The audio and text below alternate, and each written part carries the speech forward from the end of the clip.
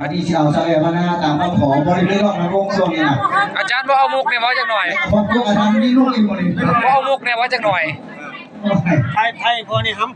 ช่วงนี้พอนี่เด้อถ้าอยู่แต่ว่ากล่องขวัญบ่แจ้งบ่แจ้งกระซังบันทึกอยู่แค่แจ้งก็พอใจไทยนี่นั่นเอาก็อาจารย์จะบาดแบบแซ่บๆเบิ่งถ่ายทางไปพ้นกันสิได้แม่นมันแตก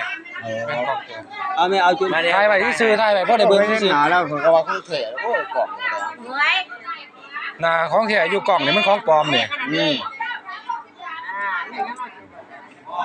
อันนี้คือน้ำพริก อย่าเลยบ่มาไก่โทษไปแล้วบ่อนเขาเสื้อนะมาได้จังไหนของมันได้เขาบางบ่อน อาจารย์มาไกลเด้อเนาะ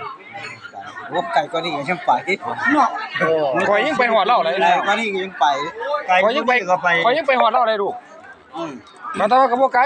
ทหารมานี่ก็ซ้ำจะนี่ไปหันเด้ฟิลิปปินส์อยู่แล้วว่าท่านที่ไกลอยู่ที่ทำอยู่ก็ไปฮู้ว่าไก่ปานไหนไก่ดอกเสมอนี่นะมันอยู่ไสก่ออาจารย์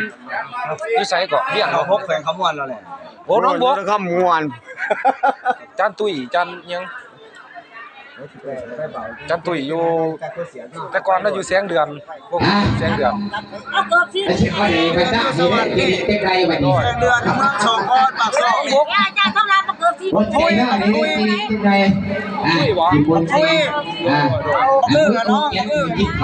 อมันจะได้ที่บอกมากินปลา